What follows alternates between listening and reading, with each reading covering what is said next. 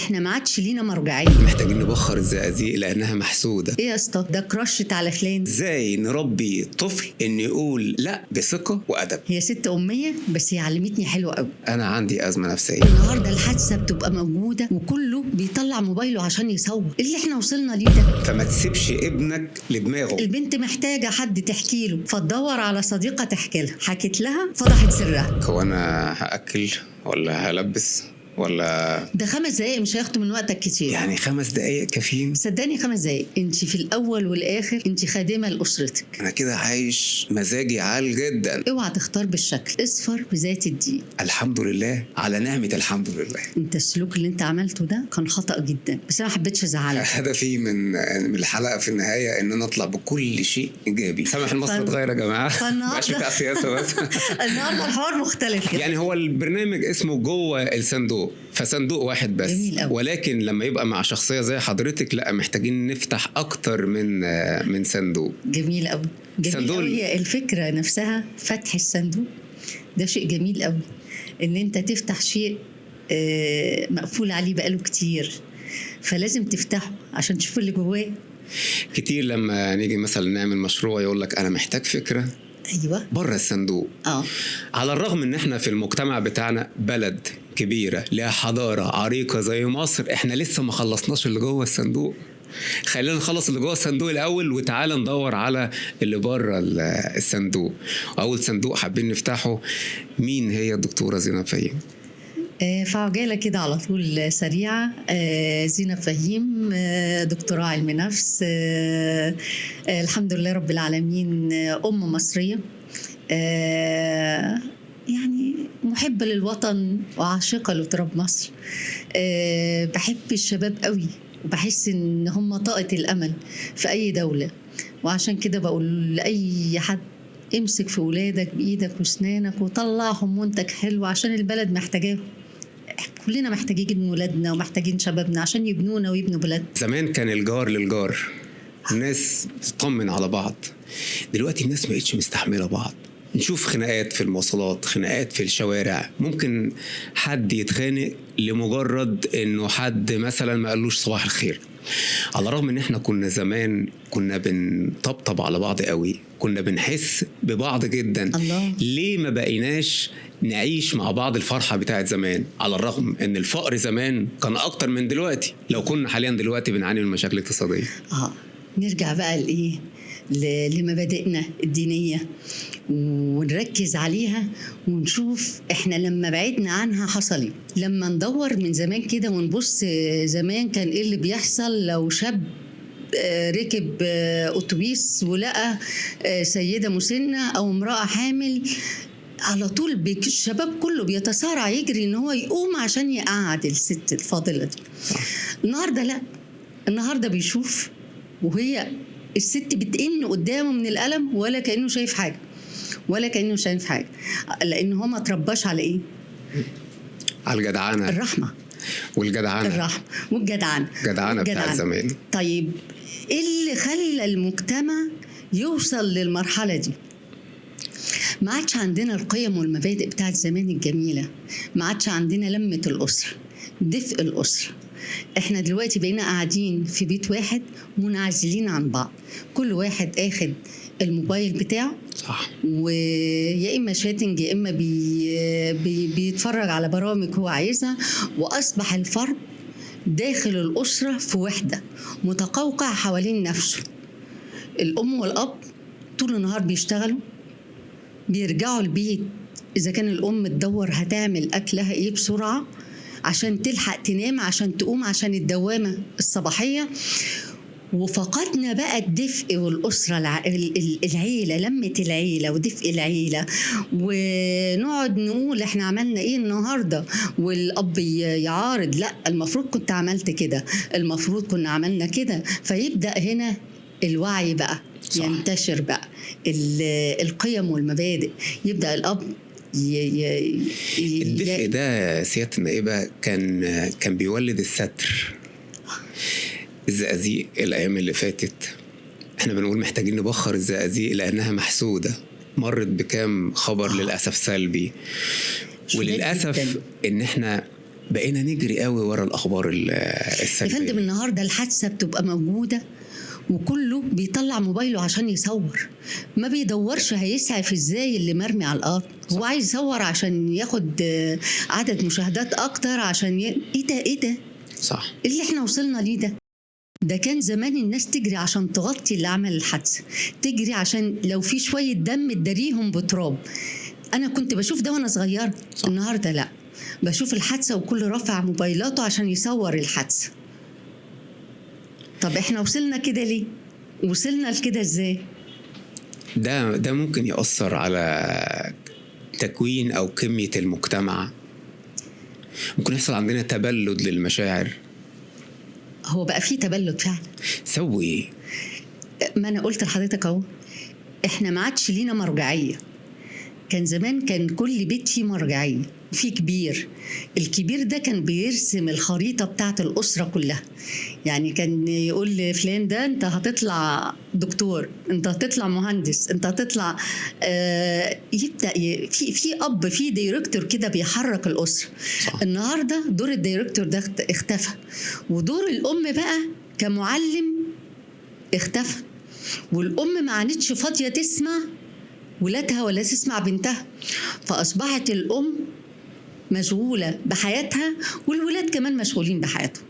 نيجي بقى في فتره المراهقه، البنت محتاجه حد تحكي له، فتدور على صديقه تحكي لها. صح. حكت لها فضحت سرها وتزود المشكله، وتبدا هي رايحه لها بعد كده علشان تدور على الحنان.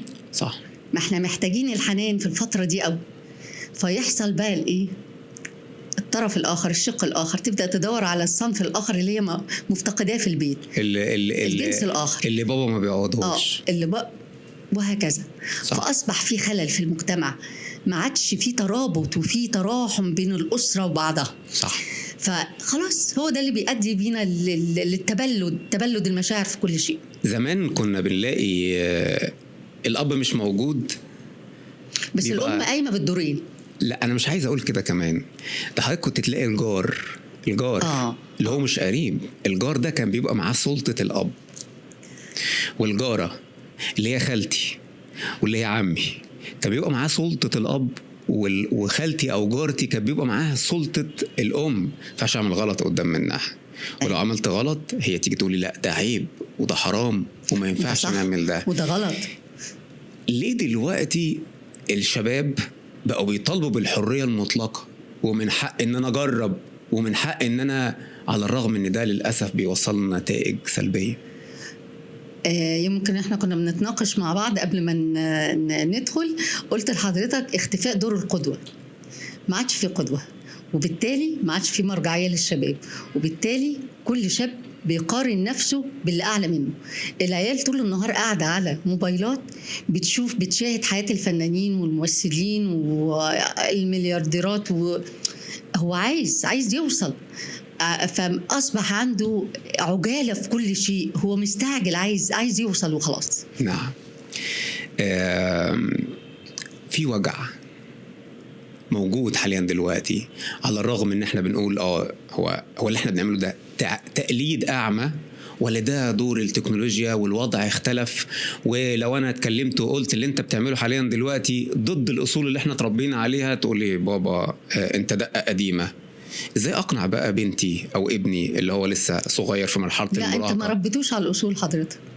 انا بقول لاي اب بيقول ابني بيعمل كذا، ابني بيقف قدامي ويرد عليا، بقول له يا سيدي الفاضل انت ما ربيتش ابنك، لان ابنك هو حصيلتك في الاخر. صح. انت ما ربيتوش، انت لو ربيته هتبص تلاقي الولد عنده اساسا مرجعيته من غير ما انت هتقول له، هو عارف حلاله من حرامه، فهيبدا لوحده على طول يستقيم. صح. حتى لو في اعوجاج شويه كده هيرد على طول، هيستقيم، لان هو اتاسس صح. الاساس الاساس الاساس. هل احنا بنعاني من فراغ نفسي ولا بعد عن ربنا؟ لا، بعد عن ربنا. البعد عن ربنا هيؤدي بيك لكل حاجه وحشه، كل حاجه سيئه، لان انت مش هيبقى عندك رضا باي حاجه انت هتوصل لها، ودايما هتدنك تعيش في مقارنه، والمقارنه دي هتؤدي بيك للفشل. كان في قصه بيحكيها لنا الاساتذه بتاعتنا زمان واحنا في المدرسه، انه كان في مدرس جاب الاطفال، ادى لكل واحد فيهم حمامة وقال له روح اذبح الحمامة دي في مكان محدش يشوفك فيها. فكل واحد خد اللي راح ورا ترابيزة واللي راح ورا بيت ورجع بالحمامة مذبوحة، إلا واحد بس رجع بيها صاحية. فقال له انت ليه ما ذبحتهاش؟ قال له حضرتك قلت لي انا عايزك تذبح الحمامة في مكان مفيش اي حد يشوفك فيه، لكن انا كل ما اروح اي مكان اشوف ربنا، هشوف ربنا شايف. ونعم بالله. فلو كلنا مش أطفالنا بس أو أولادنا بس حطينا ربنا قدام مننا في كل تصرفاتنا وفي كل خطواتنا، بكل تأكيد مش هنعمل حاجة غلط خالص. حضرتك شايفة دلوقتي الشباب بقى متسرع، مفيش صبر، مفيش مرور بالتجربة والمعاناة، عايزين يعملوا كل حاجة بسرعة. عايز يخلص وهو لسه في سنة أولى جامعة يبقى رئيس مجلس إدارة، يبقى صاحب مشروع. مش بلوم على الشباب بصراحة، لأن هو الشاب زي ما قلت لحضرتك أصبح في مقارنة دائمة. نعم. وزمان كانت كل المقارنات بسيطة قوي، بنقارنه بأخوه، بنقارنه بابن خالته، بنقارنه بابن عمته. لا، النهاردة الشاب بيفتح السوشيال ويقارن نفسه بسين من المشاهير، يبص يلاقيه راكب عربية بكم مليون، عايش في فيلا وقصر بكم مليون، بيبدأ يقارن نفسه، أنا ليه كده؟ اشمعنى ده كده وأنا كده؟ فبيبقى نفسه في عجالة بدون ما يعي. بقى هنا بقى أصبح دور الحلال والحرام. فيبدأ هو عايز يوصل للسين من الناس ده، وصل له، بس ما بيشوفش بقى ايه اللي هيوصله لكده، او الخطوات دي هتوصله لايه اللي هو بيفكر فيها. فيبدأ عايز يغتني غنى سريع، عايز يوصل بسرعة، معرفش اللي وصل ليه ده. وعلى فكرة أنا مش ضد إن الإنسان يبقى في غناء أو ثراء فاحش أو كلام، لا على فكرة، ليه؟ ما ممكن يكون فعلا الراجل اشتغل، الراجل اشتغل وبنى نفسه واجتهد ووصل للي هو وصل له ده. علشان كده دايما بقول للشباب ادرس الأول شخصيته اللي قدامك ده، شوف هو وصل للي هو وصل فيه ليه ده ازاي. ما يمكن يوصل له فعلا بالتعب وعرق وجهد لحد ما وصل اللي هو فيه، وخدوا منه قدوة، خد منه قدوة ليك. الطيارة لما بتيجي تطلع وهي لسه بتقلع تعمل مجهود جبار. طبعا بتلاقي كل المحركات بتاعتها شغالة وتعمل مجهود جبار علشان تطلع فوق في السماء، ولكن لما تطلع فوق خلاص ما بتحتاجش طاقة كبيرة علشان تتحرك. هو الشاب حاليا دلوقتي وأي حد دلوقتي هو محتاج الطريق السهل، محتاج ان هو يشوف الطيارة وهي محلقة فوق، ما يمرش بمرحلة المجهود الجبار اللي كانت بتعمله.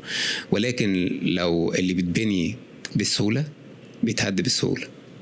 أنا لازم أتعب، وكل كتب علم النفس اللي حضرتك درستيها بتتكلم عن المعاناة، لازم أمر بمعاناة.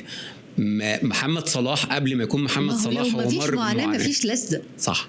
لو مفيش تعب مفيش نجاح. لازم نتعب عشان نلاقي. الحياة هي رحلة، والرحلة ولو ما كانش فيها فترات شقاء مش هيبقى فيها فترات راحة. ده حقيقي. طب انت امتى بقى تحس بقمة السعادة؟ لما تكون حلمت وحققت حلمك. صحيح. تفتكر بقى انت ده انا شوف فاكر السنة الفلانية انا حصل لي ايه وعملت ايه ومريت بظروف ايه وكان عندي ضائقة مالية ازاي، شوف النهاردة انا عندي وفرة ازاي وعندي رضا. نرضى. صح، الرضا.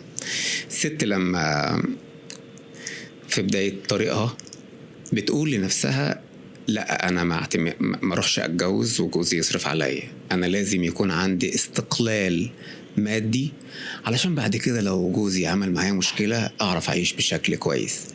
هل الاستقلال المادي اللي بتسعى ليه المرأة، مش هقول في المجتمع المصري بل يعني في كل المجتمعات المجاورة لينا، ده ممكن يخرب الأسرة بعد كده؟ المرأة المتربية كويس جدا وعندها أصل، كل ما زادت علو وشأن كل ما قدرت زوجها وبيتها وحياتها الأسرية وكانت عندها في المقام الأول. كل ما كانش في أصول وبقت في نعمة وحست نفسها ان هي اكبر من الشخص اللي هي متزوجات، فيبدأ هنا تقيس الحياة بقى مش زوج وزوجة، لا بتقيسها بالمادة. انت معاك كام وانا معايا كام، انت بتصرف ايه وانا بصرف ايه.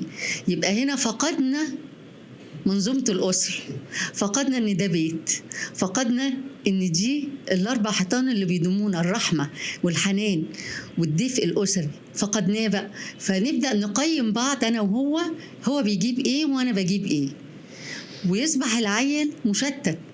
لان الام هنا بتبدأ نبرة صوتها تختلف لان هي بقت الأقوى، فنطلع جيل بقى مريض نفسيا مشوه. عشان كده بقول لأي مرأة هي بتشتغل، صدقيني انت في الأول والآخر انت خادمة لأسرتك. محدش فرض عليكي ان انت تطلعي وتشتغلي وتروحي وتيجي وتجيبي، لا، ورزقك ده ربنا مسخره لأولادك. لأولادك. حضرتك ان هي تشتغل وتحط على الكون بتاع جوزها عشان ما يحصلش خلاف بعد كده في المستقبل.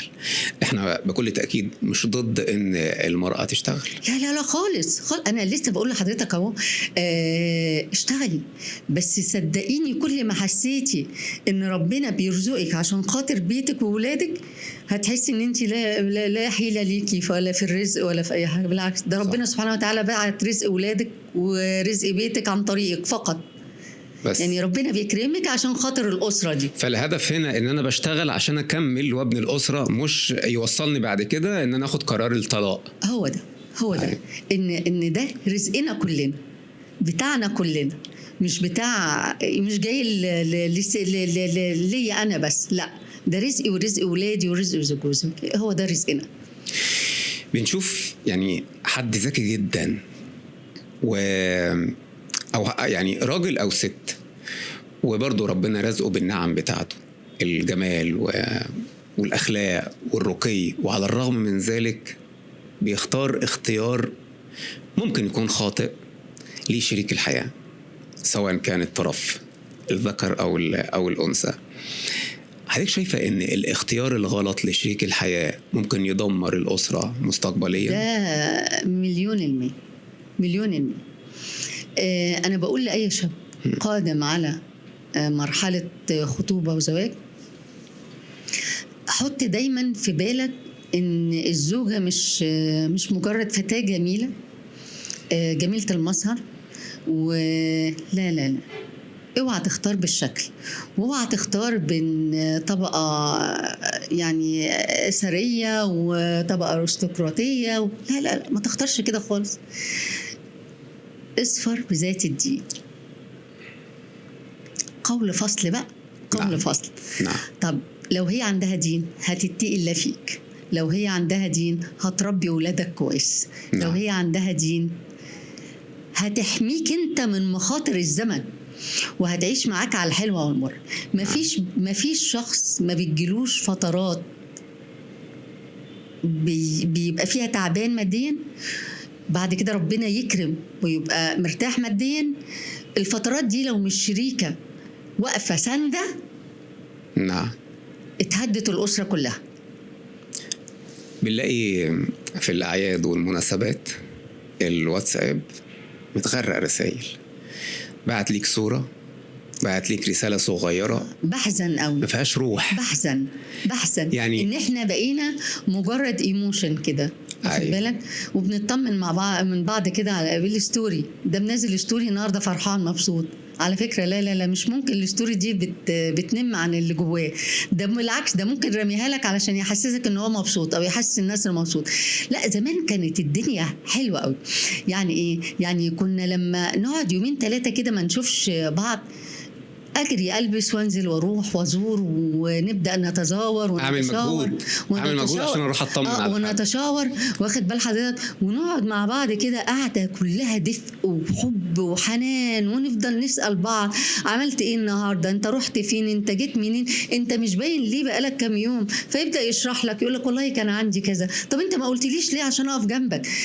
النهارده فقدنا كل ده، بقى كل بس اللي بينا رساله واتساب، نطمن على بعض، نعيد على بعض. مع ان العيد ده كان زمان، افتكر يا استاذ سامح كده، كان والدي يعني احنا ياخدنا الاول، كنا بنسافر علشان نروح نقضي العيد في البلد، ويصلي صلاة العيد، ولازم ياخدنا احنا واحنا صغيرين عشان نخبط على عماتي بيت بيت، وندخل ونعيد ونطلع البيت اللي بعديه وندخل وهكذا وهكذا وهكذا وهكذا. تبص تلاقي المغرب جدا واحنا عمالين نعيد، احنا بنعيد. هو العيد بتاعنا صلة رحم. بس الله على الجمال بقى. كنت باجي على اخر النهار كده، حالة اطمئنان عجيبة، حالة باور كده وحب انت اخده من عم حضانتك بحب، من عم طبطب عليك وانت محتاج فعلا الطبطبة دي. فقدنا كل ده. احنا ممكن نقعد بالسنين تقريبا ما نشوفش بعض، بنكتفي ان احنا نسلم على بعض على الواتساب. طب ده عمل ايه؟ قطع الروابط بين العائلات، ما عادش في روابط زي زمان. النهارده انت الاسره تبص تلاقي مثلا الفرح في اضيق الحدود. طب ليه يا جماعه في اضيق الحدود؟ ده الناس بتحب بعض. لا، ده هيحسدون، لا ده هيقولوا بصوا سممنا افكار بعض، سممنا افكار بعض. حلو المصطلح ده، سممنا افكار بعض. بنلاقي حد هو ناجح في شغله، ناجح في البيزنس بتاعه، ناجح في الكارير بتاعه، ولكن ومؤثر بشكل كبير جدا طبعا في الأسرة. هل النجاح ممكن يعوض الفشل الأسري؟ ما أعتقدش. نفسيا أنا هنا بتكلم نفسيا. لا أبدا أبدا. بص يا أستاذ سامح، هي الأسرة هي ايه اقول لك ايه، يعني لو انت في اسرتك مش سعيد، لو انت في اسرتك مش مبسوط في حياتك الاسريه مع زوجتك واولادك، صدقني انا واثقه 100% هتبقى فاشل صح في عملك. لان الاسره هي نتاجك انت اللي بره في تعاملاتك مع الاخرين. فلو انت اسرتك كويسه وحياتك الاسريه مستقره، بتبقى فعلا انسان مستقر من بره، وتبدا فعلا تحس ان انت عندك نظام في شغلك وبتوصل لاهدافك بسرعه، لان انت بيتك متنظم. انت ما بتقعدش تفكر وتاخد مجهود ان انت البيت فيه كذا وانا هروح النهارده عندي خناقه، فهتروح كل تفكيرك في الخناق، وانت قاعد معايا دلوقتي هتلاقيك بتفكر في الخناق. طب لو انت اسرتك مستقره وحياتك مستقره، انت الموضوع ده مش في دماغك، انت مركز في شغلك، هتركز في شغلك يبقى هتنجح اكتر. بترجع البيت بتلاقي البيت اسفنجة بيمتص كل الضغوط بتاعت اليوم. ايوه الرحمه والموده بين الزوجين دول. يعني انا يعني اول ما تفتح الباب كده وتدخل البيت تحس بسكينه. السكينه دي هي مفتاح الراحه بقى لكل حاجه.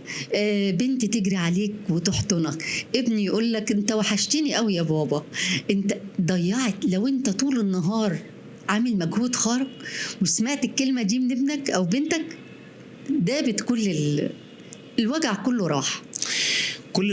او معظم القصص للاسف السلبيه اللي احنا بنقرا عنها او بنسمع عنها في الاعلام، سواء كان بقى خيانه، نسمع عنها ليه؟ سواء كان خساره، نسمع عنها ليه؟ هو انا عايز اقول لحضرتك حاجه، يعني هو ليه طبيعي. ليه احنا بقينا نعمل فوكس قوي على الحاجات دي للاسف؟ ليه؟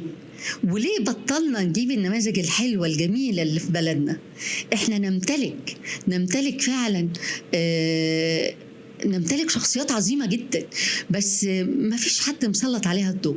احنا دلوقتي بقينا طول النهار حالة قتل زوجة وزوجها مذبوحين الاتنين في بيتهم، الزوج مات وخلص على مراته بعد كده، شجار بين شاب وشاب في الشارع، والشاب ضرب البنت والبنت ايه ده طول النهار على السوشيال بالمنظر ده. ما هي حضرتك الخوارزميات هي بتريكومند الحاجات السلبية. يعني احنا قاعدين دلوقتي نتكلم بودكاست، بنرتقي بالعقول، بنقدم نصائح او تجارب، على وعسى واحد بس يستفاد منها. هل بقى الفيديوهات اللي احنا هنقدمها او اللي زينا كتير بيقدمها هي بتفايرل؟ لا للاسف. ليه؟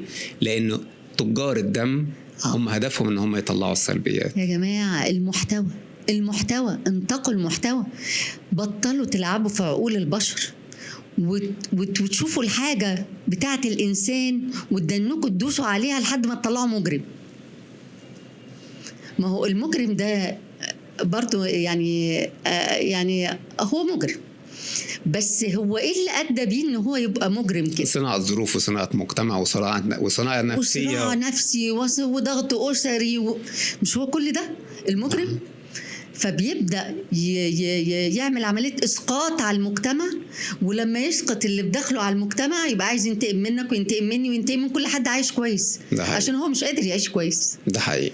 زي بالظبط ولادنا ولاد الدور بتاع دور الرعايه. انا فعلا نفسي اعمل دور رعايه اطلع منها منتج سوي. الولاد دول يا استاذ سامح يعني بيتربوا غلط، مفيش حد بيطبطب عليهم. تخيل ان الطفل اللي هو من يوم لحد 3 سنين ولا 4 سنين بدأ يتعلم المشي وبدأ ياكل وبدأ، مفيش حد بيطبطب عليه. ليه؟ لأن القائم على الدار هو مش مؤهل إن هو يقيم على الدار دي. طيب أنت خلقت منهم كم شاب سوي وكم شاب مريض نفسيا؟ لو واحد بس خرج من الدار ده سوي نفسيا يبقى أنت عملت إنجاز. ليه؟ لأن أنت دور الأم البديل هنا. إحنا ما جبناش 10 سنة تقول له يلا اتكل على الله بره. طب بره فين؟ هو ملوش بيت يا جماعة، هو ملوش بيت. طب كان في شخصية هي شخصية كرتونية وكانت بتظهر في الماركتينج بتاع مستشفى 57، كان اسمه عم زازا. لما جينا فتشنا ورا شخصية عم زازا اكتشفنا ان هو كان راجل بيته مجاور لمستشفى 57 وكان بيستضيف وكان بياخد الناس يوصلهم تقريبا الميكروباص بتاعه فور فري. أيوة. لانه انسان استشعر الألم اللي المريض بيحسه وحب يطبطب على المريض. صح. حب يداوي جروحه. صح. فبقى عم طاطي. صح. معظم المشكلات اللي بتحصل غدر الصحاب. بتلاقي صديق عملوا مع بعض بيزنس ويغدر بيه ويخونه وتبقى النتيجة يا إما حالة قتل أو يترمي في السجن. بنت بتاخد صديقة ليها وبتأتمن سرها وبعد كده تطلع تفتش السر بتاعها الغيرة العمياء، المقارنة طول النهار. صح. إحنا بنقارن بعض. ليه دلوقتي بقى اختيار الصديق أمر صعب جدا؟ الصديق الحقيقي هو قلما دلوقتي، قلما فعلا لما تلاقي صديق. وانا اجزم لك بكده يعني، اما تلاقي صديق فعلا. زمان ايامي انا عجوزه شويه، كانت الصداقه عندنا ليها مبادئ قدسيه. مش مبادئ يعني بس ليها قدسيه. وخد بالك بقى ده كمان كانت والدتي مثلا لو سمعتنا بنتكلم فتقول لي انتوا كنتوا بتتكلموا في ايه؟ لو ما يخصنيش بقول لها ده موضوع يا ماما يخص صاحبتي. طب ايه هو؟ اقول لها لا كده هفشي السر.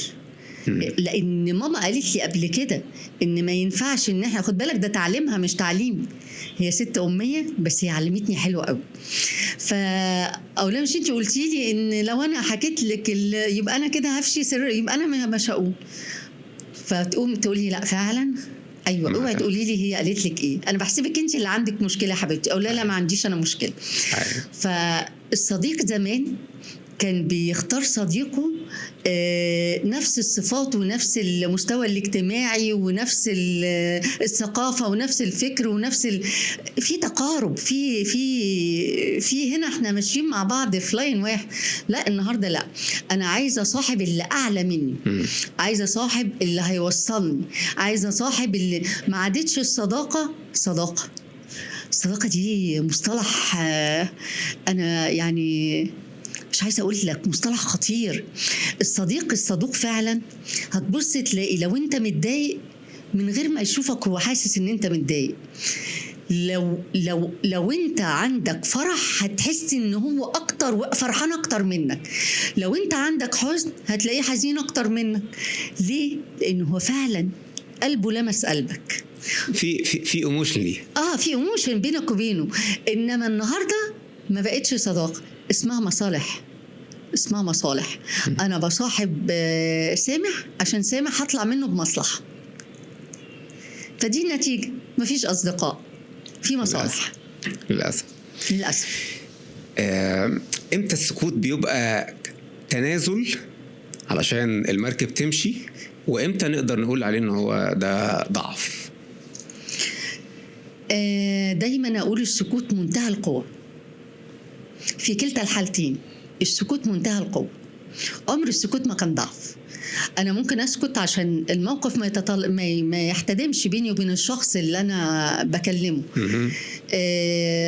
لأن أنا في بيني وبينه علاقة، ما طالما احنا وصلنا للمرحلة دي يبقى في علاقة هنا بتربطني بيك، فأنا مش عايزة أخسرك، فعشان كده هسكت. بس هرجع أعاتبك العتاب الجميل.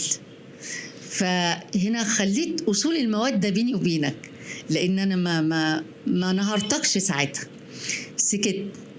أما السكوت التاني هو مش ضعف، هو سكوت، لأن أنا قررت أنهي العلاقة بيني وبينك، وطالما قررت أنهي العلاقة بيني وبينك يبقى خلاص أنت ما تلزمنيش، فهسكت عشان مش هعلق عليك، ومش أنت ما عندش معايا، ما تهمنيش. بنكون قاعدين في مناقشة 5-6 ونلاقي 2-3 كده هم اللي ماسكين الجلسة، وهم اللي بيتكلموا، وهم اللي واخدين الحوار ليهم، وواحد ممكن هو اللي رازين في كلامه.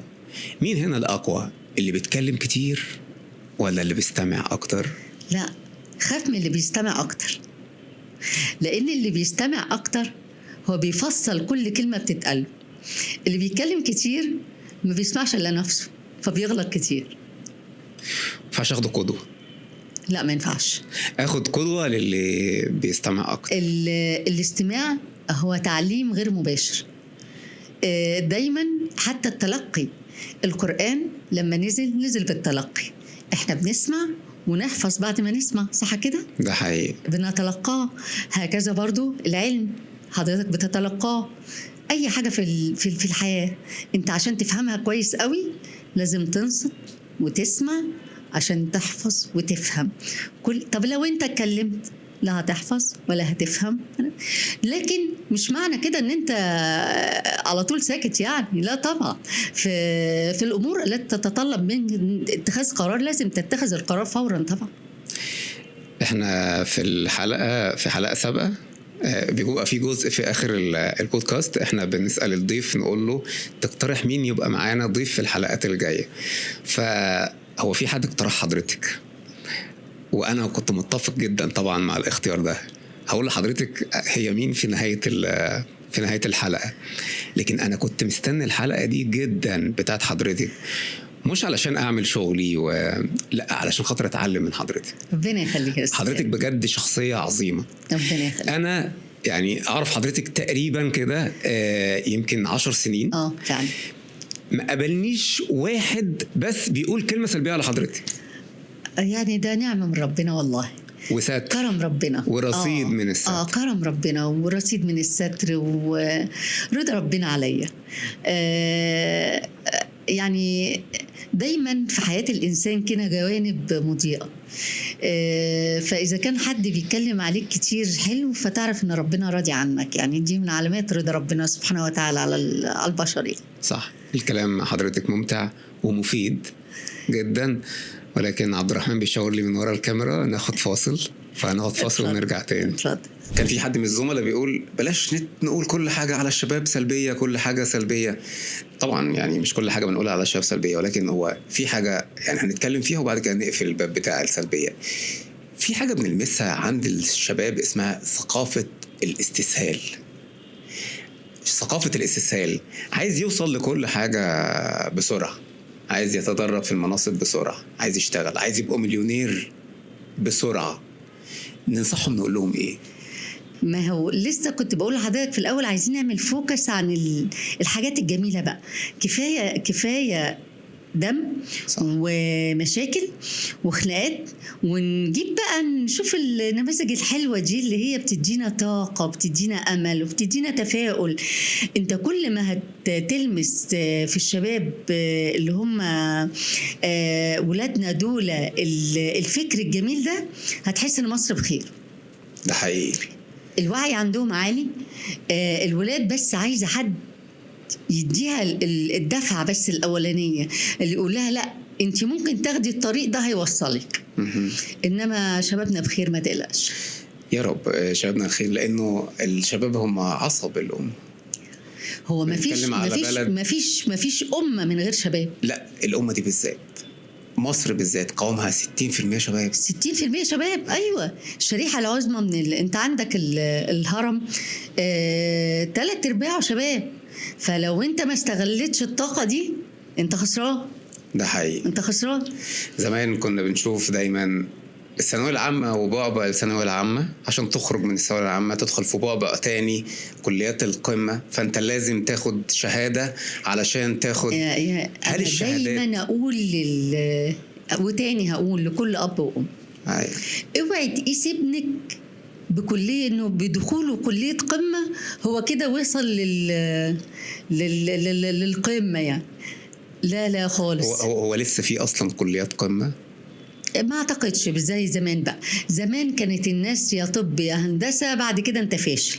حاجات دي لا. ما تاكلش عيش دلوقتي. لا لا خالص. النهارده احنا بنشوف بتاع بيزنس ورجل اعمال وبسم الله ما شاء الله حقق نجاحات كبيره قوي، سواء كان على وما الصعيد كملش المادي تعليم.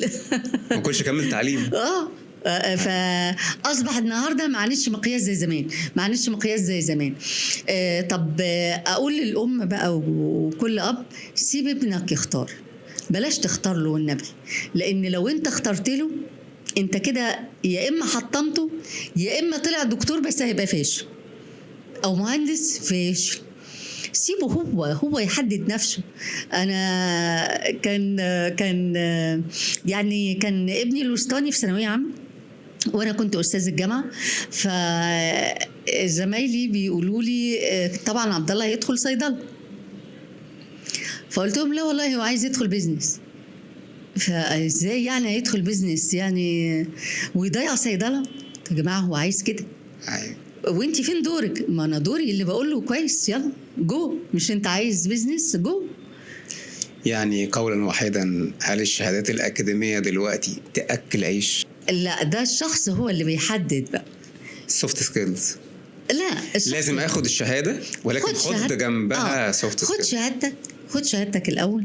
دايما اقول برضو للشباب يعني ولادنا حبايبنا، خد شهادتك وابدع بقى، ابدع بقى بعد كده. ابدع بقى ان انت تختار لنفسك كارير انت حبه.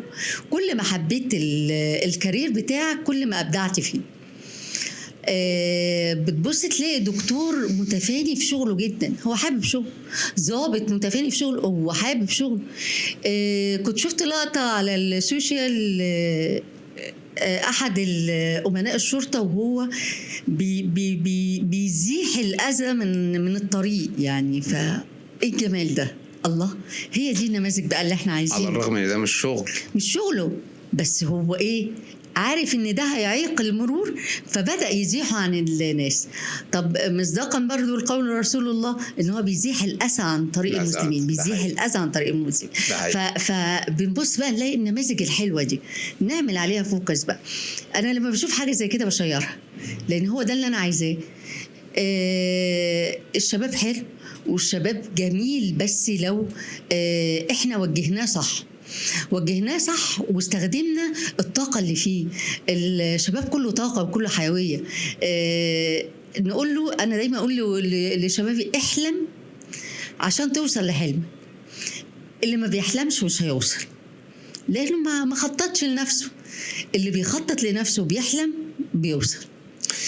مفيش أي شركة بدون قائد، مفيش أي مؤسسة بدون قائد، مفيش أي مجتمع بدون قائد. نصيحة للأب والأم، يعملوا إيه علشان ولادهم يكونوا قادة للمستقبل؟ يعني شيء جميل جدا بقى إن الأم تبدأ تخلي ابنها يشارك في صنع القرار. في صنع القرار في كل حاجة في البيت. يعني دايما اسألي ابنك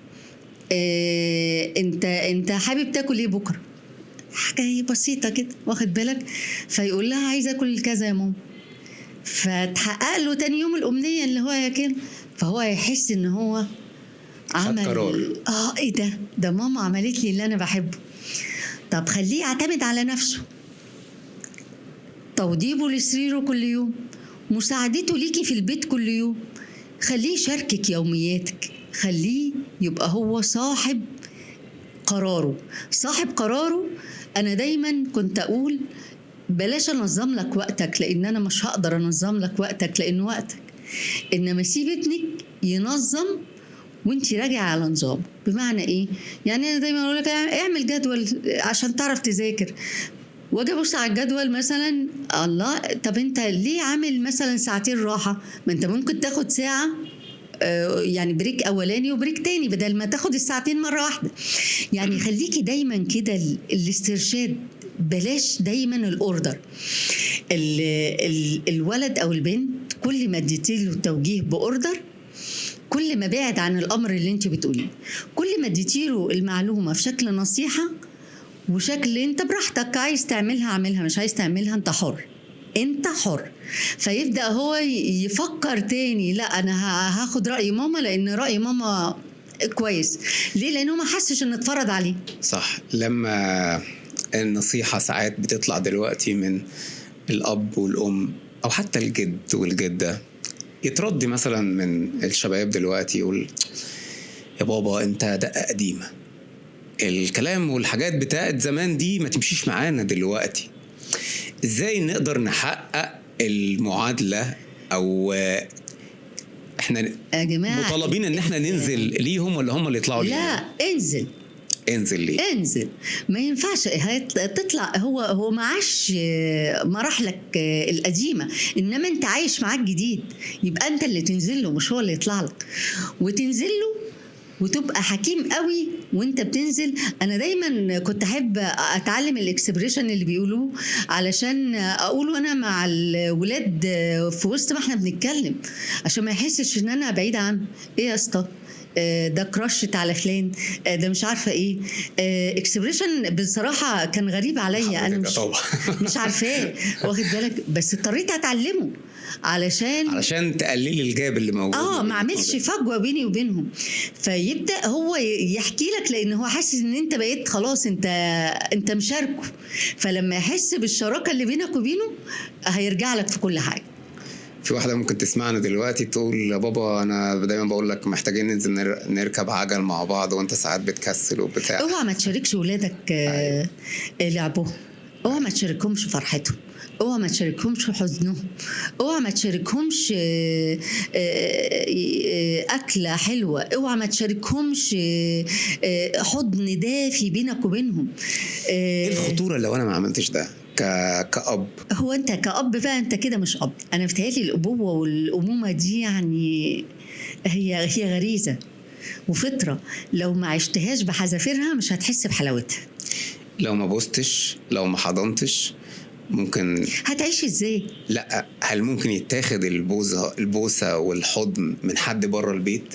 بالتأكيد. ما انت ما لبتلوش احتياجاته. صح يا جماعة، الاحتياجات البوسة والحضن ده احتياج غريزي بالفطرة، يعني احنا بنحتاجه. صح. يعني انا هو كبيرة وببقى عاشقة الحضن امي. صح. انها تطبطب علي، انها تدعي لي دعوة الصبح وانا نازلة. صح. كل ده يعني بركة. فما بالك بقى اللي عندهم 15-20 سنة اللي هم لسه في المراحل دي، هو في قمة الاحتياج للحضن ده، في قمة الاحتياج للبوسة دي، في قمة الاحتياج ان انت تمسح على شعره وتقول له شد حيلك يا بطل اجمد. صح. فتديله دفعة ان هو يكمل. بتلاقي شاب وصل مثلا لسن 30 سنة تكلموا عن الجواز، ايه بقى مش هنفرح بيك؟ يقول لك لا يا عم انا كده عايش مزاجي عال جدا، مش عايز اتجوز. هو انا ناقص بقى مسؤوليه مش عايز يشيل مسؤوليه، مش عايز يشيل مسؤوليه. ليه بقى وصلنا لمرحله الشباب بقوا مرعوبين من مسؤوليه الجواز؟ زي زمان يا استاذ سامح. احنا تكاليف الزواج عادت مفجعه قوي. يا جماعة بلاش نتغالى في المهور، وبلاش نتغالى في الأساس بتاع الشقة، وبلاش نتغالى أنا دايما أقول لو 2 متفقين مع بعض وهم قادرين إن هم يكونوا بيت، سيبوهم يكونوا بيت. كونوه بقى غالي، كونوه رخيص، كونوه، سيبوهم يبدأوا حياتهم. صدقوني هم هيوصلوا، لأن هم دارسين بعض، هم حافظين بعض، هم حابين بعض، صح. حابين بعض، فالتأكيد بيتهم يبقى فيه رحمة ومودة. يعني مش لازم شقة كبيرة، ممكن نبدأ في استوديو صغير خالص خالص خالص. خد بالك في ناس عايشة في قصور مش عايشة سعيدة، صح. وفي ناس عايشة في أوضة وصالة في منتهى السعادة والرضا. ده حقيقي. لما نرجع زمان شوية، الأجيال يعني بتاعتي وبتاعت حضرتك، احنا اتربينا على عادات وتقاليد عيب بدون ما نشرح ليه عيب، حرام بدون ما نشرح ليه حرام. هل لو احنا بقى بنربي أولادنا؟ الزمن اتغير بقى يا أستاذ سامح، الزمن اتغير. النهاردة أصبح كل حاجة ليه، فلازم يبقى أنت عندك الإجابة من قبل ما تقول له لأ. اقنعني. لازم تبقى عندك الإجابة، لازم يبقى في حوار بينك وبينه. جيلنا وكده كان بياخد الأوردر سمعا وطاعة، خلاص هو بينفذ. لا، النهاردة انت لازم، ودي يعني ده طبيعي، ده تطور طبيعي. فلازم النهاردة انت تشرح له ليه لا. يعني هل العادات والتقاليد القديمة دي ممكن تخلق بيوت مشوهة دلوقتي؟ بالتأكيد. عشان كده بنقول يا جماعة لازم نعيش العصر اللي احنا عايشينه، ما ينفعش نعيش زمان، احنا دلوقتي ناو. ده حقيقي. حضرتك تقولي ايه بقى للأب اللي يعني ممكن يهين ابنه، ممكن يوصل مرحلة ان هو يضرب ابنه، يغلظ العقوبة اكتر ان هو يضربه او يكسره قدام حد من صحابه او حد من قرايبه؟ او اكبر خطأ الام والاب بيعملوه ان هو دايما يوجه اللوم والانتقاد للابن قدام مجموعة قاعدة او قدام صحابه، او ما تنتظرش بعد كده ان الولد ده هيوصل لحاجة في الاخر، لان انت خلاص انت كسرته بالفعل، انت حطمت الولد او البنت. لا بالعكس، حتى لو عمل سلوك غلط اياك والانتقاد. ممكن بعد ما يخلص الموقف خالص وبينك وبينه بتقومه، لا ما كانش ينفع تعمل كذا، المفروض كنت عملت 1 2 3 بينك وبينه. دي اللي مش قدام الناس، واخد بال حضرتك؟ قمة التعليم، هو كده أخد درس. إنما اللي انت عملته فيه قدام الناس هو خلاص كسره، فبالتالي ما تنتظرش بقى منه إن هو يطلع شخصية سوية، لازم يطلع إنسان معقد. التربية على الطاعة العمياء، إنه الولد ما ينفعش يقول لا ينفع يقول لا، ما ينفعش يعترض، وينفع يعترض. بنلاقي الدكتور محمد طه هو عنده كتاب عبقري جدا اسمه لا بطعم الفلامنكو. امتى او ازاي نربي طفل ان يقول لا بثقة وادب؟ لو انا اديت للطفل المساحة دي ان هو يقول لا، مش مجرد لا ان هو بيعترض، هو بيقول لا عشان شاف موقف غلط قدامه، فهو بيعترض على الغلط. بيعترض هنا في فرق بين ما طفل بيعترض على الغلط وطفل بيقول لا مجرد لا. هي انيو فيهم بقى؟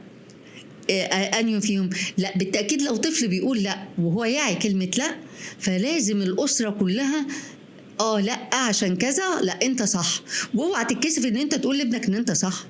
بالعكس، ده انت المفروض لما تلاقي ابنك هو اللي بيقول لا، شيء جميل جدا، انا اتبسط ان هو بيقول لا وهو فعلا على حق.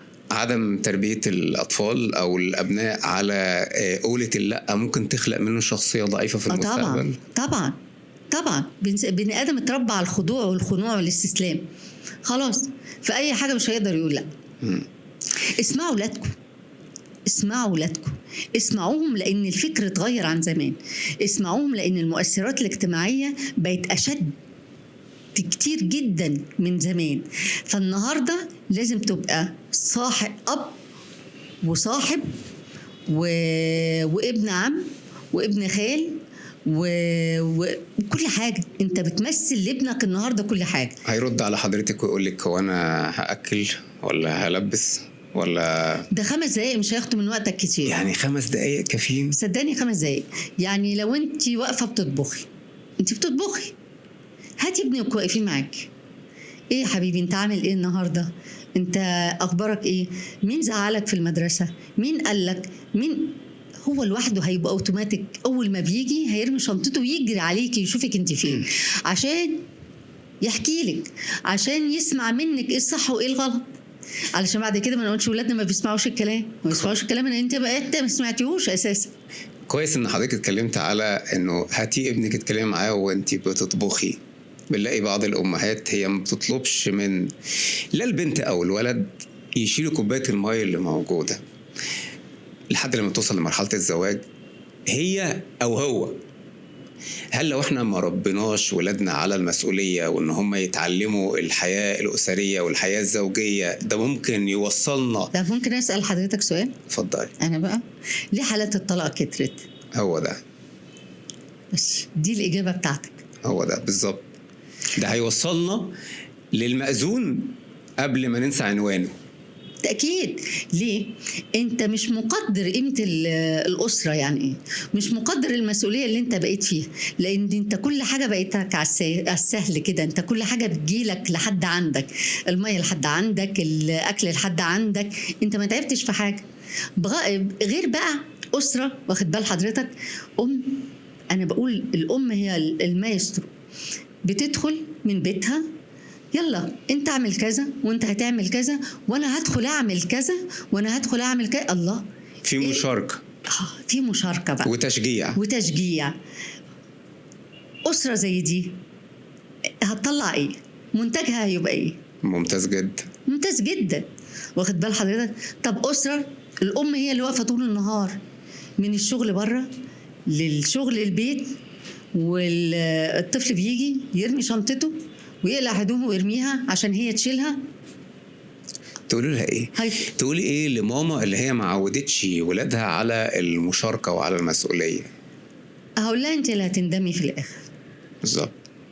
ما حدش هيندم غيرك. والله احنا كمان هنندم، لانه هيخرجوا لينا مجتمع مشوه. ايوه اصل هو ما عرفش يعني ايه مسؤوليه. صح. فبالتالي خلاص انت بتطالبي منه ازاي بعد كده ان هو يشيل مسؤوليه. خلي ابنك هو عكازك اللي انت هتتعكزي بيه بعد كده. تعبير ممتاز. حضرتك أشرت لنقطة مهمة جدا، وهي الصديق. لما البنت مثلا تحصل ليها مشكلة فتروح تحكي لصاحبتها فتلبسها في الحيطة في مشكلة أكبر من المشكلة اللي هي موجودة فيها. ليه؟ لأنه البنت خايفة إن هي تحكي، أو الولد خايف إن هو يحكي لبابا علشان خاطر بابا ما يضربوش. هيضرب. اوعي كأم أو أب ابنك يحكي لك أو بنتك تحكي لك على حاجة وتنهارها لحظي ووقتي. اوعى، اسمع للآخر، لازم تسمع للآخر، وبعد ما تسمع ابتسم. اوعى تحسسه بمصيبة، لأن انت لو حسسته مش هيكمل او هيحاول يكذب عشان يداري المصيبة اللي هو عاملها. لا بالعكس، ده انت ممكن تسمع انت عملت كده، معقول انت عملت كده؟ ها وبعدين يا حبيبي ايه اللي حصل؟ لحد ما يجيب لك الاخر خالص. وسيبه شويه، سيبه يروح يعمل اي حاجه، انت تعمل اي حاجه. بلاش اللوم والعتاب في لحظتها. اللوم والعتاب في لحظتها دي مش هيجيلك يحكي لك حاجه تاني. سيبه، وبعد كده وانتوا قاعدين، ممكن وانتوا بتاكلوا، ممكن وانتوا بتلعبوا مع بعض لعبه، وهو خلصنا مذاكرة وداخل ينام على سريره وانت قاعد جنبه. على فكرة حبيبي، انت السلوك اللي انت عملته ده كان خطأ جدا، بس انا ما حبيتش ازعلك، يعني كان ممكن تعمل كذا وكذا وكذا وكذا. فانا بدأت هنا اوجهه بطريقة غير مباشر، وما فيش بقى عملية النهر الوقت دي اللي هو جاي يحكي لك. هو جاي يحكي لك لأنه محتاج حد يسمعه، فاسمعه. بطل تقفل البيبان بينك وبين ابنك، اسمع، فتح بيبانك وابدأ اسمع، وصاحبه وابدأ. ده كمان مش صاحبه هو بس، لا، وصاحب صحابه كمان. صاحب صحابه وهاتهم واقعد معاهم واتكلم وهزر، علشان تبدأوا ان انتوا تعرف ولادك مشاكلهم ايه، عشان ما يروحش يدمن. ولما يدمن تقول ابني مدمن. جاني حد وبعدين بقول له بنته صغيرة، فبقول له بنتك يعني هي بتشتكي انه بتزعق لها وساعات بتضربها وكده. قال لي وايه المشكلة؟ بربيها. ايه المشكلة؟ سامع هيقول لك بربيها. قلت له بس ده مش صح. قال لي انا وانت اتربينا بالضرب. قلت له بس انا وانت عايشين بمشاكل نفسية من واحنا صغيرين بسبب الحاجات دي. هل انت عايز تورث ده لبنتك؟ نربي ولادنا ازاي في مجتمع اصبح مفتوح بشكل كبير حاليا دلوقتي؟ هو الضرب بيربي؟ الضرب عمره ما رب. صح. الضرب عمره ما رب. الضرب إيذاء نفسي، الإيذاء النفسي بيؤدي لمرض نفسي. يبقى سادي. اوعى، بالعكس يا جماعة، لغة الحوار مع الطفل من صغره، على فكرة من هو لسه بادئ يتكلم، سيبه يتكلم واسمعه، وبعد ما تسمعه عقب عليه. بلاش كل حاجة ننهر الطفل، مش عايزين نسمعه. الأم مضغوطة هتقوم مزعقة، أنا مش عايزة أسمع حد، أنا مش قادرة طب هو هيروح يحكي لمين؟ ما تلوميش بعد كده. ده حبيبي، ده حقيقي. لو طلبت من حضرتك تختاري 3 أزمات نفسية بتهدد المجتمع المصري من خلال دور حضرتك نزلت الشارع كتير ما شاء الله، وسمعتي هموم الناس ومشاكل الناس، ايه اكتر 3 أزمات نفسية ممكن يهددوا المجتمع المصري ونعالجهم ازاي؟ أزمات نفسية، هو أنا ضد الكلام ده بصراحة. هو احنا مش في حاجة اسمها أزمة نفسية. على فكرة أنا عندي أزمة نفسية. لا دي وأي حق، كلنا مرينا بأزمات نفسية. لا، في فرق يا أستاذ سامح بين أزمة يعني أزمة مجتمعية، وفي فرق بين أزمة نفسية لشخص واحد بس. شخص واحد دي ممكن تكون نتيجة الأسرة، ممكن تكون نتيجة حالة اقتصادية، إنما إحنا بنتكلم عن المجتمع. فلما هتكلم عن المجتمع ما ينفعش أعمم فيه ظاهرة، ما ينفعش أعمم فيه حالة نفسية تؤثر على زينب وتأثر على سامح في نفس الوقت، لأن ممكن اللي يأثر عليه على فكرة ما يأثرش عليه، او ما يكونش عامل ضغط عندك بس يكون عامل ضغط نفسي عندي انا كبير قوي. فانا شايفه الازمات اللي احنا فيها ازمه سلوكيه وليست أيوة. ازمه نفسيه. سلوكيه بمعنى ان احنا سلوكنا ما عادش زي زمان. ليه سلوكنا ما عادش زي زمان؟ سلوكياتنا ما عادش زي زمان، وده اللي احنا قلناه كتير، ان احنا فقدنا دور القدوه. نرجع تاني نعمل فوكس على القدوة الحلوة، هتطلع لك منتج حلو.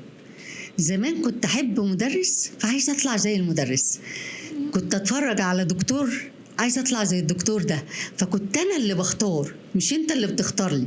عشان كده برضو بقول تاني، ما تختاروش لولادكم، سيبوهم يختاروا. صح. علم ابنك. انا ممكن النهارده انا حفيدتي بتفرج عليها وهي بتختار لبسها، هي عندها 5 سنين، بس بنسيبها تختار اللبس، وبلاش نعقب على لا ده ما ينفعش هتلبسي ده. طب ليه هتلبسيها ده؟ ما تسيبيها تلبس اللي هي عايزاه، طالما اللي هي عايزاه حاجه حلوه مش وحشه. حضرتك بتشوفي مباريات كرة قدم؟ بتشوفي مباريات كرة قدم؟ بتشوفي معلقين في حالة واحدة بس. أيوه. لو مصر بتلعب منتخب مصر طبعا. يعني أكيد امبارح حضرتك شفتي منتخب مصر والبرازيل. أنا عاشقة. بص، أي حاجة فيها البلد أنا عاشقة. أي حاجة فيها مصر أنا عاشقة دي. طيب لما بيعلق على المباريات دي معلق خليجي إماراتي أو سعودي، بزعل. لا أنا بفرح. لا أنا بزعل. ليه أقول لحضرتك بفرح؟ عشان إحنا فعلا عندنا معلقين جمال قوي. أولا أنا عايز أقوله إيه، إنه اللي حضرتك بتقوليه أنا متفق جدا معاه، إن عندنا معلقين. زي هقول لحضرتك على حاجة يا أستاذ سامح. أيوه. دايما لما نروح أي مكان أنا بتعمد دايما أتكلم العربية. أيوه. وما بحبش أذكر مصطلحات إكسبريشن كتير إنجليزي يعني. أيوه. أنا بحس إن دي أصالة. صح. بحس إن كل حاجة في بلدي حلوة وجميلة. صح. أنا مش ناقصني حاجة عشان أجيب معلق إماراتي أو معلق، لا إحنا عندنا وعندنا. أيوة. بس مش ده اللي أنا أقصده، عفوا. اللي أنا أقصده إيه، إن أنا بفرح قوي لما ألاقي المعلق السعودي مثلا يقول كده في النص الشعب المصري ده ابن نكتة، الشعب المصري ده، ويقول بقى الإفيهات بتاعتنا زمان. هو عارف ده منين؟ لأن إحنا زمان ممكن نكون غير دلوقتي. فعلا كنت تنزل الشارع زمان تلاقي الناس على الرغم من الضغوط بتضحك. مبتسمة. الضحك لسه موجود في المجتمع المصري. كان زمان دلوقتي لما نلاقي واحد انت عم مكشر ليه؟ بالظبط. انت مكشر ليه؟ هل بقى في ضحك موجود زي زمان؟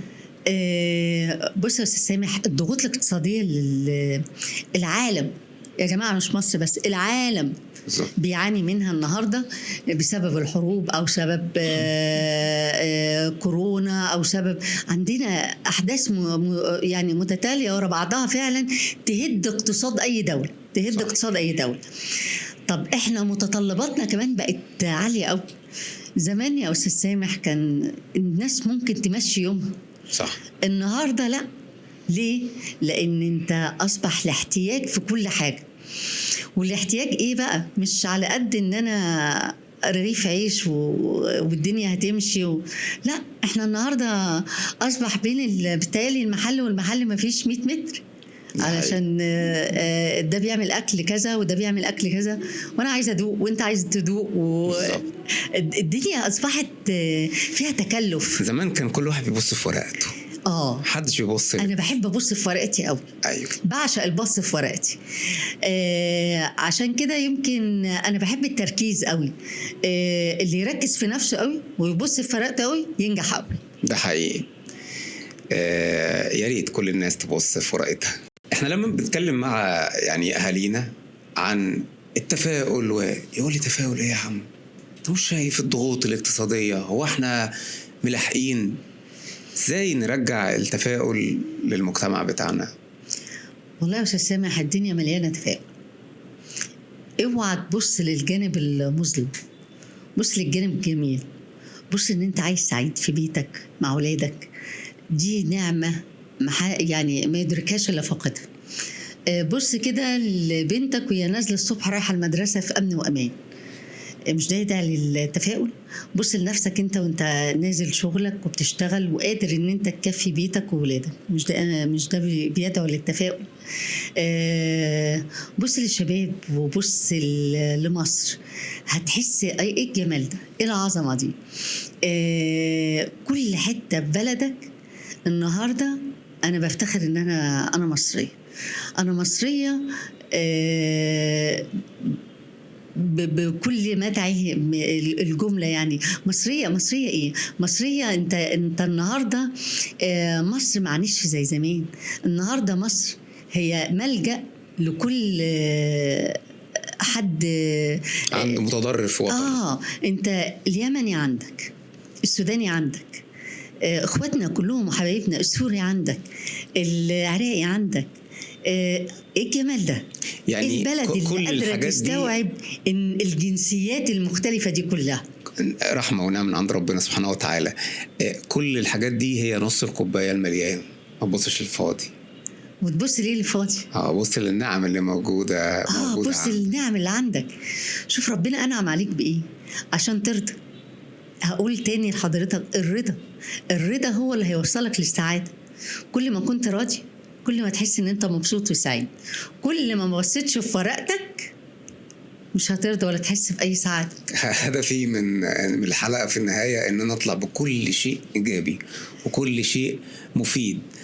علشان كده اختيار حضرتك ان يعني انا اشرف ان انا اكون موجود مع حضرتك النهاردة، ان انا دايما بشوف الابتسامة موجودة على وش حضرتك. ما بحبش اكشر. هل الابتسامة، ربنا يزيدك نعمة، هل الابتسامة هي أو السعادة هي موجودة في جينات المصريين ولا ممكن مهارة تكتسب؟ لا والله هي جينات في المصريين. هي جينات. احنا شعب فعلا بالفطرة ضحوك، ما بيحبش الحزن كتير. ودي فعلا في جينات المصريين. هتلاقي انه يعني اكتر شعب بيطلع افيهات هم المصريين. وايه ولدت اللحظه، يعني مش بتبقى مجهزه، ولدت اللحظه. انت في اي ماتش كده اسمع المدرجات، ايه العظمه دي؟ بلاش يا عم في الثوره اسمع هات الهتافات المصريين كده، هتبص تقول ايه ده ايه التأليف الفوري ده. فالمقصود لا، احنا شعب ربنا أنعم علينا برضو بالابتسامة، دايما هتلاقينا مبتسمين. يعني حضرتك يعني مش بس يعني سيدة مجتمع وسياسية دلوقتي، لا ده كمان حضرتك يعني درتي منظومة طبية لفترة طويلة وستيل فيها، وبكل تأكيد أكيد ورد على حضرتك حالات جت المركز الطبي اللي حضرتك موجودة فيه عنده جلطة، عنده أزمة قلبية.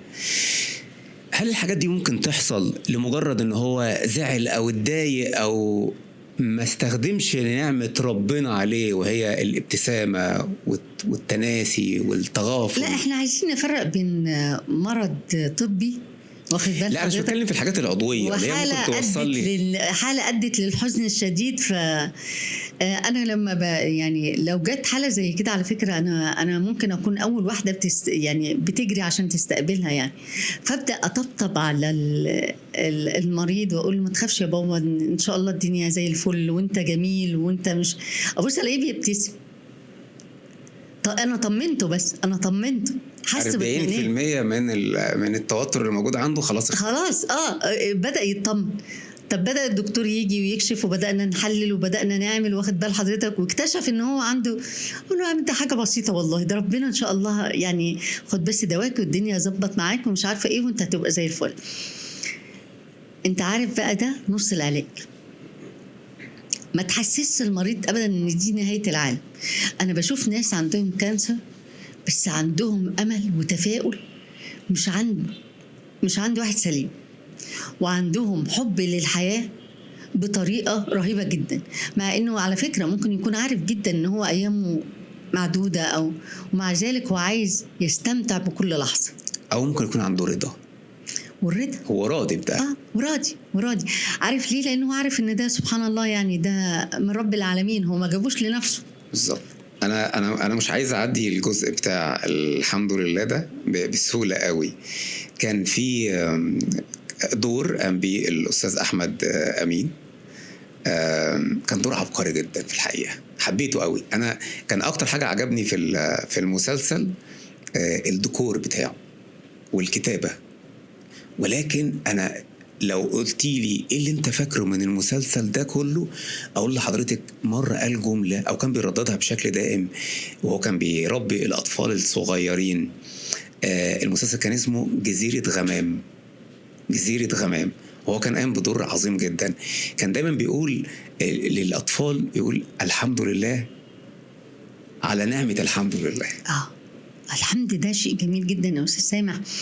انت بتحمد ربنا لان انت مهما حصل لك، انت عايش في كم نعم لا حصر لها ولا عدد. نعمة البصر، نعمة السمع، نعمة هحدد لك ايه ولا ايه. احنا لا نملك الا نقول الحمد لله. قبل ما نودع يعني محتاجين كده ملخص سريع في نهاية الحلقة نستفاد كلنا منه. هل أي إنسان ينفع يكون أب وأم؟ لا. ليه بقى؟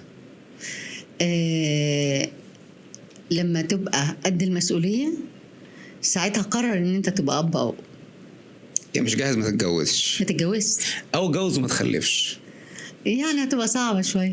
لا، انا بقول دايما قبل ما تنشأ بيت لازم تبقى قد البيت ده، قد مسؤولية ان انت تحمل الراية. ما هو الراجل لو هو مش قادر يحمل راية بيته، ما يعني بلاش احسن. لان الزوجة اساسا هي بتتجوز ليه؟ المرأة عموما بتتجوز ليه؟ هي عايزة سند، عايزة سكينة، عايزة ود، عايزة رحمة. فلو انت مش هتوفر كل ده لزوجتك تتجوز. انا من زمان وانا مقتنع جدا في الحقيقة انه ما تخلفش اطفال كتير عشان يكون عندك وقت انك تربي. دي حقيقة. فانا مقتنع انه 1 أو 2 هو نعمة كبيرة جدا من عند ربنا. جم بقى أولاد جم بنات، هي نعمة كبيرة جدا من عند ربنا. يا الله. هو احنا كمان هنقول ولد أو بنت؟ أيوة، بس مش كل الناس طبعا هتقتنع بالكلام اللي أنا بقوله. في ناس تقول الكلام ده وتقول ده سامع. أنا عن نفسي عاشقة للبنات يعني. هتتدخل. هو القصد هنا مش، أنا برضو بموت في البنات جدا يعني. الحمد لله عندي بنوتين هم نور الدنيا كلها عليا. لكن اللي أنا عايز أقوله إنه دلوقتي في الضغوط الحياة، الدنيا بقت سريعة جدا جدا جدا، فبكل تأكيد مش هيكون عندك وقت كافي إنك تربي. أيوة. فأنا قلت من زمان جدا هم 2 وخلاص. هل بقى لو إحنا خلينا ده بالقانون، حضرتك يعني عضو برلمان، وبقى في قانون إلزامي على المجتمع المصري إنه الخلفة تكون 1 أو 2 زي ما عملتها الصين قبل كده. الصين عملت كده قبل كده. حضرتك هتكوني مع قانون زي ده ولا لا؟ أكون معاه جدا. جدا. ايه الفوائد بتاعته؟ الفوائد بتاعته انت لخصتها برضو يا استاذ سام. هو احنا الوتيره بقت سريعه قوي، فاصبح زي ما بنقول كده الاب والام الاثنين في عمل دائم، سواء كان خارج البيت او داخل البيت. والاب ممكن يكون بيشتغل وظيفتين عشان يقدر ان هو يجيب مصاريف قوت يومه. طب احنا هنا لو خلفنا زياده عن الاثنين هنشوفهم امتى؟ احنا لسه بنقول اسمعوا ولادكم، اسمعوا ولادكم. في ظل الظروف الاقتصاديه والاجتماعيه دي يكفي 2 عشان تقدر تربيهم كويس، عشان تقدر تسمعهم كويس، عشان تقدر تلبي احتياجاتهم كويس. زمان كنا ممكن نلاقي في سيدات بيتجوزوا على سن صغير، لما بنيجي نقيسه دلوقتي بنقول إن ده سن قاصر، سن تحت 18 سنة، ولكن كانوا يعني سيدات فضليات خرجوا لينا أجيال عظيمة جدا. أمهاتنا كلهم كان اتجوزوا في سن صغير جدا. أيوة. بس هتلاقي إن الجيل ده فعلا بتستقي منه الحكمة. هتلاقي الأم الطيبة دي، أمي وأمك، كان كل حاجة ليها مثل، كل حاجة تقول لك قصة.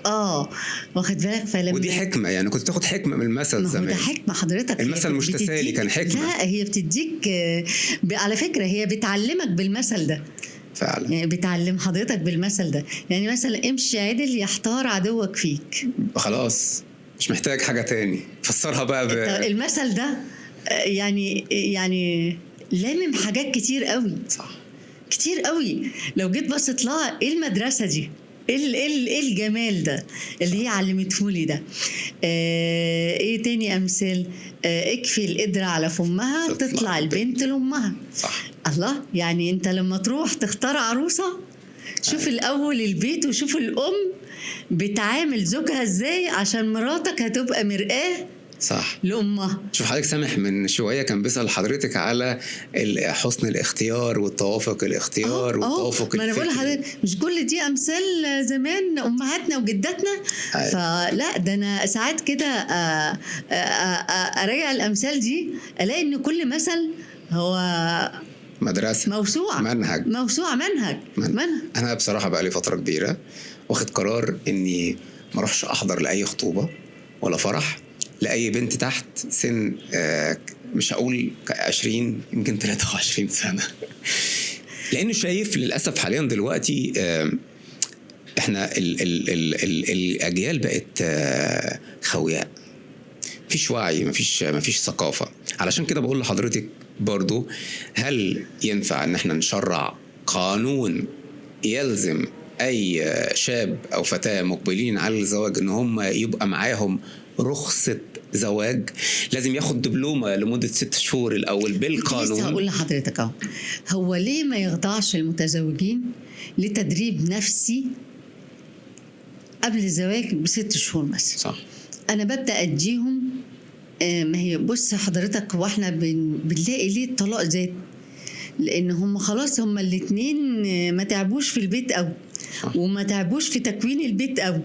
ده بالنسبة للحالات اللي هي على عكس الناس اللي هم أسسوا بيتهم مع بعض وشاركوا مع بعض في بناء البيت. هتلاقي دول صعب ان هم ينفصلوا، تلاقي صعب جدا ان 2 أسسوا بعض كده وتعبوا مع بعض في تكوين بيتهم ان هم ينفصلوا. ليه؟ هم تعبانين في البيت ده. صح. مش عايزين يهدوه. صح. مش عايزين يهدوه. عشان كده بقول لا، احنا لو عملنا تدريب نفسي بيأهل الشاب او الفتاة كيف تستطيعين تكوين أسرة سعيدة. بس لازم اخد شهادة، لازم اخد رخصة. يعني مش عايزين نقول كده، لان الناس ساعتها هتقول لك ده انا متربي يا عم، انت جاي. انا عايزه اقول للمجتمع انت ابحث عنها. انا بنتي مقبله على الزواج، انا بقول لها اقري ازاي تسعدي جوزك، ازاي تكون حياتك حياه هاديه، ازاي لما يحصل لك ازمه. على فكره انا قلت لها انا مش عايزه اسمع عنك حاجه، عايزه اشوفك سعيده. عايزة أشوفك سعيدة. طب السعادة هتتحقق إمتى؟ لو أنت قبل ما تتزوجي أنت درستي يعني إيه زواج، عندك وعي. درستي يعني ايه انت الشخص ده انت اللي اخترتيه وحبيتيه وعايزه تتجوزيه، خلاص انت عرفتي بقى صفات الشخص ده. ابدأي طوعي نفسك على صفاته، طوعي نفسك على صفاته، وده قمة الذكاء بقى. حاليا زمان ما كانش موجود في حاجه اسمها يعني استشاري ارشاد اسري، ده ما كانش موجود زمان. لكن دلوقتي ده اوريدي هو متوفر، لكن احنا بنلجأ ليه بعد المشاكل. طب ليه ما نلجأش ليه قبل ما ندخل في المشاكل؟ ما هو ده اللي احنا بنقوله بقى. احنا لو احنا عالجنا، يعني انا دايما اقول الوقايه خير من العلاج. مظبوط يا جماعه نقي نفسنا من العرض قبل ما نقع في المشكله، وبعد كده هنبقى عايزين علاج. مظبوط. لا، احنا نقي نفسنا ازاي؟ انا بأهل البنت وبأهل الولد ان انت داخل على حياه جديده، ومش شرط شريك حياتك ده يبقى مطابق ليك 100%. هو ليه عاداته وانت ليك عاداتك، بس احنا ارتضينا ان احنا نكون اسره مع بعض، يبقى لازم احنا الاتنين نطوع نفسنا لبعض بقى. سواء كان هو عصبي انت تبداي تستقطبيه، انت عصبيه تبداي تشوفي حل في عصبيتك، تبعدي عنه،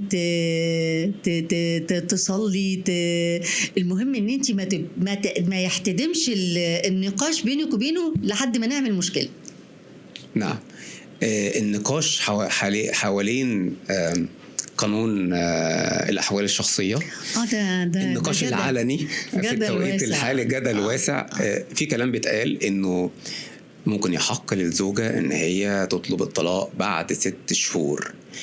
السؤال هل الطلاق المبكر هو قفل باب للمشكلات ولا بداية المشكلات؟ نحسن الاختيار، واحنا لا نحتاج ل6 شهور ولا نحتاج ل100 سنة. لو احنا احسننا اختيار شريك الحياة، احنا خلاص هنحتاج ليه بعد 6 شهور؟ طب وصل الحال ان احنا خلاص مش قادرين نكمل مع بعض، يا جماعة وجعلنا بينكم مودة ورحمة. احنا خلاص يعني احنا عشنا مع بعض، فالمفروض حتى لو هننفصل عن بعض بأدب وبذوق، وتدن العلاقة بيني وبين هذا الشخص قائمة إلى يوم الدين. أشوف وأسلم عليه. لو أنا عندي أولاد دايما أذكر لهم إن أبوكوا ده أعظم أب في الدنيا، بس إحنا ما قدرناش إن إحنا نعيش مع بعض، ومع ذلك أنا بحترمه جدا، بقدره جدا. على فكرة أنت هتكسبي ولادك. هو انت فكرك لما هتدمك تسممي افكار اولادك وتقول لهم ان ابوكوا وحش وان ابوكوا كذا وان ابوكوا كذا وان ابوكوا كذا، ده هيطلع الاولاد اسوياء نفسيين؟ بالعكس. طب ما انفصلنا، خلاص انفصلنا، ده امر واقع دلوقتي ان احنا في انفصال، بس يبقى في حدود. ومش ده بيرجع للاصول والبيوت اللي احنا تربينا فيها زمان؟ يعني أنا كان زمان عادي بنشوف 2 مطلقين بس بيتزاوروا، والولاد راحة جاية ما بينهم، هنا أسبوع وهنا يومين وهنا 3، والدنيا ماشية والأولاد طالعين أسوياء جدا وما فيش أي مشاكل. النهاردة عشان أصبح إيه؟ إحنا بنتخانق على القايم، أنت فين؟ لازم أخد أنا أحقق أكبر مكسب مادي من هذا الطلاق. اكتر حاجه بكرهها في الجواز. اوعي ده انت خسرتي قدام اللحظه دي كتير قوي. بالظبط. انت خسرت كتير قوي. اوعى تبص المكسب كده مادي، انت خسرت قدامه حاجات كتير مش هتتعوض. عشان كده ما نبصش للكلام ده. دايما اقول الخسارات الماديه متعوضه، انما الخساره النفسيه ما بتتعوضش ابدا. حضرتك فتحتي صناديق كتير جدا من خلال وجودك مع المجتمع ونزولك للمجتمع، نزلتي كرة ونزلتي شفتي كتير قوي. اللي يخلي حضرتك مستقبليا متفائلة ان الخير جاي للمجتمع ده؟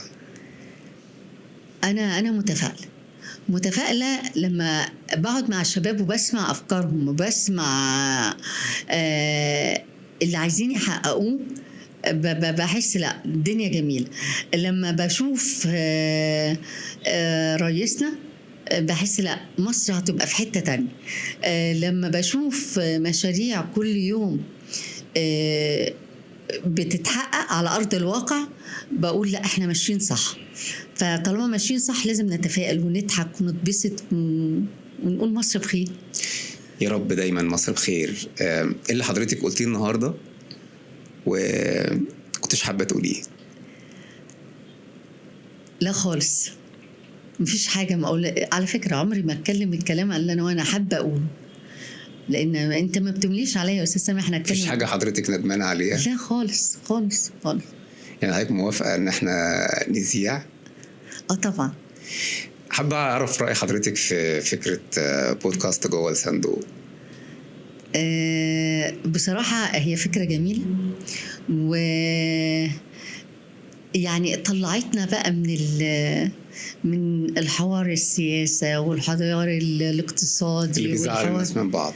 القعدات دي، ما هي كانت اللي حضرتك عامله ده النهاردة. الحوار كان ممتع جدا وشيق جدا. ده اللي كنا بنعمله في بيوتنا زمان. المصطبة. قعدة المصطبة. قعدة المصطبة. أيوة. كل واحد يخرج اللي جواه بدون قيود، بدون التزامات. هو لاقي حد بيسمعه فهو بيتكلم، وحد بيسأله هو بيجاوب. وجبة نفسية دسمة. بناخد وجبة نفسية دسمة. بنفضي كتير جدا من جواك. الشحنات السلبة لو انت ما فضيتهاش هتتراكم وهتعمل لك المرض النفسي اللي احنا بنقول عليه. حضرتك خدت بالك من اللوكيشن والتجهيز بتاع اللوكيشن جميل قوي. الصور اللي موجودة دي فكرت حضرتك بحاجة؟ لا جميل فعلا. يعني حضرتك شفتي صورة الست اللي هناك دي، الترومبة بتاعت زمان اللي كنا بنشرب منها المية؟ أنا كنت دايما أحب أروح بيت ستي في البلد. أيوة. عشان أدور الترومبة دي. عارف ليه؟ المية حياة. دايما أستشعر بوجود المية حياة. ولو أما أبص للبحر أحس براحة نفسية قوي. لما بشوف المية وهي بتجري في الأرض الزراعية عشان الأرض الزراعية ترتوي والشقوق اللي في الأرض تختفي. هيك شايفة ان احنا نكمل في البرنامج؟ كمل. احنا بنصور النهاردة دي الحلقة الرابعة ولسه ما زعناش حاجة. لسه بنعمل تيست، ولكن يعني يهمني رأي حضرتك. الفكرة ممتازة ممتازة، والناس محتاجة حاجة زي كده فعلا. حضرتك في البداية قلت ان في حد اقترح حضرتك، لانه هو في جزء حتى سؤال هنسأله لحضرتك، حد اقترح حضرتك انك تكوني موجودة معانا. احب اعرف يعني. هي شخصية بتحب حضرتك جدا جدا جدا جدا، دايما بتتكلم بشكل ايجابي على حضرتك. مش عارف لو قلت حضرتك خميني هتقدر تجيبيها ولا لا؟ لا اسمع على طول. الأستاذة روني أسامة. روني دي حبيبتي. دي بنوتي بقى. انت جايب حد جميل. بنت مجتهدة، وبصراحة أنا بحبها لأنها مكافحة أوي. صح. بتحب شغلها أوي وبتهتم بتفاصيل شغلها، فعشان كده هي بتنجح أوي. كانت مفاجأة بالنسبة لي إن هي ما تبقى يعني مش من الشرقية. أنا كنت متوقع إن هي أصلا شرقاوية. لا هي الشرقاوية ده أهلاوية. لا كفر الشيخ. كفر الشيخ. هي متزوجة معنا هنا في الزقازيق، لكن صحيح. قدرت بالفعل إن هي تحقق نجاح، وده يقول بالفعل. هو أنا بس عايزة فكرة أصلها شرقاوية، أصلها اسماعيلاوية، أصلها من كفر الشيخ. أيوة يا عم إحنا كلنا مصر يا عم. ده حقيقي. أصله صعيدي. أصله يعني أنت تقدر تستغنى عن الصعيدي؟ لا طبعا. العراقة والأصالة والقيم والمبادئ هتلاقيها في الصعيد. صح. تقدر تستغنى عن الاسكندراني؟ تقدر تستغنى عن يا جماعة؟ لا كنت بحكي لأولادي إحنا شعب. ده حقيقي. كنت بحكي لأولادي على فكرة الحج زمان، إنه الحجيج زمان لما كانوا بيجوا بقى من سواء كان من الجنوب، المغرب، تونس، ليبيا، أو من أفريقيا كتشاد والسودان، كانوا بيمروا على مصر وبياخدوا رحلة طويلة جدا كانت بتقعد بالشهور. فقالوا يعني ما كانش في حدود موجوده ما بين الدول، ما كانش في باسبور، لا ما كانش لا ما كانش فيه يا جماعه، كانت كانش الدنيا كانت الدنيا ميسره للجميع. الدنيا كانت جميله جدا. زي ما الاستاذه روني كانت اقترحت، حضرتك تقترحي مين؟ انا محتاج 3 اشخاص يكونوا على نفس المستوى للوعي والثقافه والاخلاق بتاعه حضرتك، يكونوا معانا في الحلقات بتاعتنا الجايه، لان هدفنا ان احنا نسيب اثر، هدفنا ان يبقى فيه قيمه، سواء كان يعني راجل او ست. والله يعني خلي بال حضرتك، انا عارف الدبلوماسيه بتاعه السياسيين دي عشان ما حدش يزعل من حضرتك، ولكن لا خالص، لا خالص. انا ممكن اختار لك اشخاص تفيد المجتمع. احنا محتاجين ده فعلا. تفيد المجتمع. بمعنى ايه؟ يعني هيضيف فكره جديده بالظبط، هيضيف معلومه جديده بالظبط، هيضيف بصيص من الامل للناس يعني. بس اختار لك شخصيه يعني ايه، مش عجوزه زيي يعني، وشخصيه تعتبر في السلك حضرتك القضائي. عماله تقولي عجوزه، ما حدش هيصدق ده اصلا. احنا ما رضناش نسال على السن، لان 71. روح حضرتك جميله جدا، وده ملموس في الشارع وملموس من اللقاءات اللي حضرتك بتعمليها مع الشباب. لو الشباب اللي بيبقوا موجودين مع حضرتك شايفينك انك في مساحه موجوده ما بينهم. بالك احنا في اي استحقاقات او اي حاجه، انا دايما التيم بتاعي كله شباب، صح، لان انا باخد القوه منهم.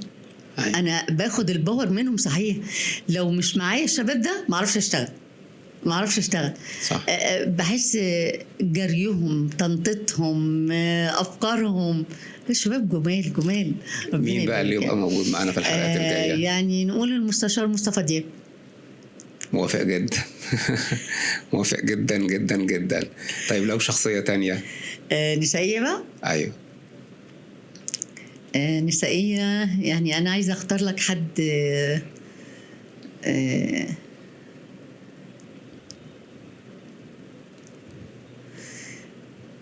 يعني والله هو مش على بالي، مش متذكره حد يعني. طيب هستنى حضرتك يعني، ان شاء الله اكيد حضرتك هتفتكري بتشوفي مين الافضل. بس انا اوعدك ان انا ارتب حد في دماغي احس ان هو فعلا هيضيف للبرنامج. عارفه حضرتك، احنا عايزين نعمل كوميونتي، يعني نجمع كل الناس افاضل طبعا، كل الناس عندهم كتير، ولكن نجمع كل الناس اللي شبه بعض في حته واحده.